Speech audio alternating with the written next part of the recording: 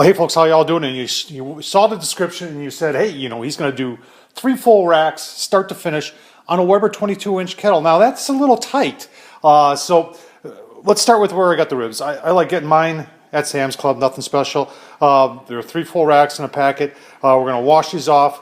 I'm going to show you how we pull the skin, and then I'm going to show you what we use on them for seasoning. Stay tuned. Folks, so we're going to do these ribs on just a regular Weber kettle, 22-inch Weber kettle.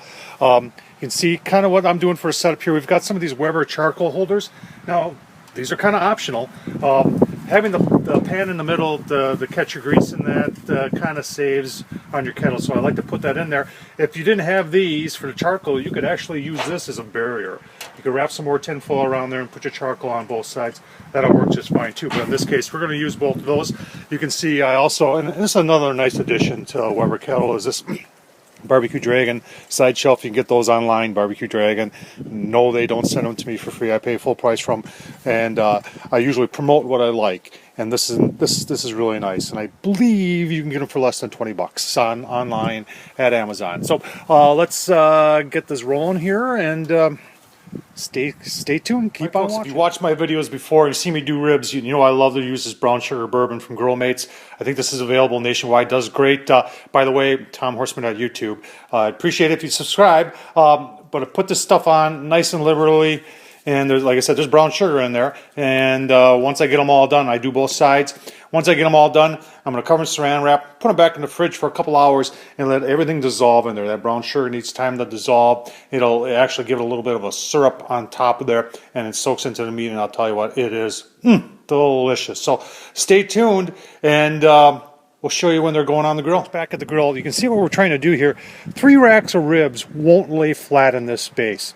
So we want to stand them. We want to stand them like this. 1, 2, and 3, like that. So to do that, on a lot of these Webers, they come with these grates that have the sides flip open so you can add charcoal. So what we're going to do is we're going to use that as part of a holder to try and keep our ribs vertical or on its side. And what we're doing here is, I'm going to show you how to do this. Super simple. We're just using a sheet of aluminum foil that I've folded over a bunch of times and then looped it through to hold that open. I'm going to put another one on the other side. We'll show you how to do that. And then the weight of the ribs on here will also help hold this open. So stay tuned. I know this is crazy stuff right here, but easy to do. If I can do it, you can do it. All right, like I said, super simple. All you want to do is fold it over and just keep on folding it over until it's as small as you can get it, like that. And you get the hint. I'll show you when I'm closer. All right, like I said, you want to get it as small as possible. That'll make it rigid, more rigid. Now someone's going to say, you could use wire for that. You could, but just make sure whatever wire you do use doesn't have any sort of coating on it, because that coating will burn off, and that's probably not so good for your meat. I know that tinfoil, I know we're safe there. If you had anything that was like stainless steel wire, that probably would work well too. But remember, a lot of those stuff have coatings on there, and that'll burn off as you cook, and it could be nasty. So let's get this over to the grill, show you how to get it on. You can see we just laid it down, we went underneath the bottom, and then we're going to come back. It doesn't matter, you just want to come through one of them, back through one of them, and then make sure you leave yourself enough room on the other side, and then just kind of, once you got it, just fold it over like that. That'll help hold it in place. Like I said, you want to come through and back under, and then fold it over, and that'll help hold the whole thing in place, like I said. And then you have to stay tuned and see what we do to the ribs themselves to get them to stand up. So keep on watching. All right, folks, there's our ribs. They've been sitting in the fridge covered now for about 2.5 hours. You can see all that brown sugar has melted on there.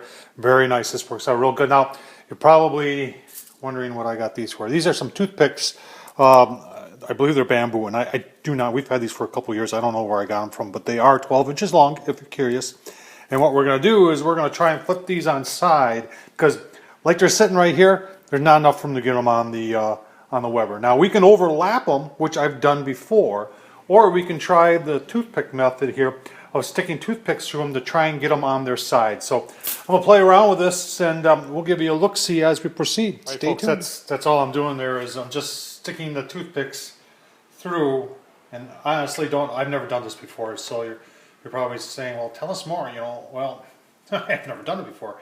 I can tell you right now that I am putting the meat side, you can see meat side here, toward the inside, the bone side, which is going to be toward the charcoal a little bit. Like I said, I'm not sure how this is going to work. The reason for it is, like I said, I want to get all 3 racks on the rib.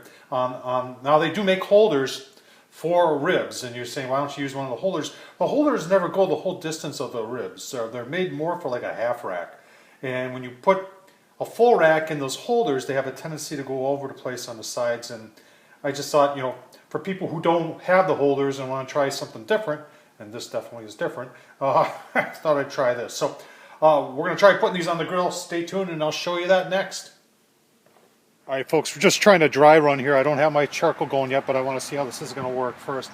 The nice thing about the toothpicks is that you can pick all 3 racks up by themselves, and you can see how it does fit right on there. And the toothpicks are actually going on top of those racks and helping holding everything. So I'm thinking that this is going to work. So we're going to get this charcoal fired up and then give you a look-see once they're on. Stay tuned.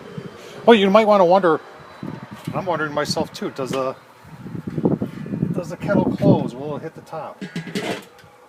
And the answer is no.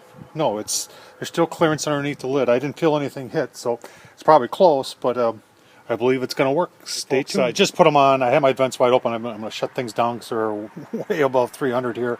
But let's take a quick look. Been about 10 minutes. You see, got 2 nice chunks of apple wood on both sides, and well, we made 3 ribs standing there, indirect. We've got a water pan underneath. We've got water. If you're going to use water in your water pan, folks, make sure you use warm water so you're not wasting heat from the charcoal to warm up your water. The water does 2 things. Number one, it will add some moisture. And at the same point, if you're going to reuse that water pan like I would like to, it'll make cleanup of the water pan easier. So we'll give you a look-see as we progress. Stay tuned. Folks, about 2 hours into it, you can see temperature is throttled back. Right around 250, 275 right in there. Let's take a quick look, shall we? And oh yeah, man, look at that. Ribs are looking mighty nice. Gonna probably go another hour yet before we start doing some sort of sauce on these. Stay tuned and we'll give you a look-see. It's approaching 4 hours. Let's take a quick look, shall we? I think they are about done. Oh yeah, look at that. A pile of ribs. They're looking mighty nice.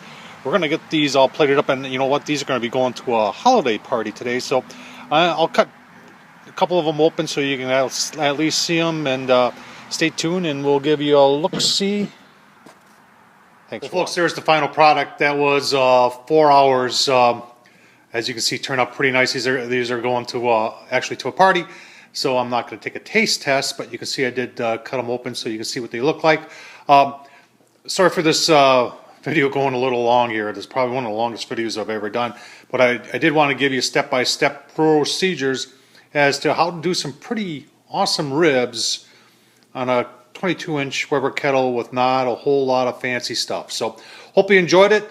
Hope it helps.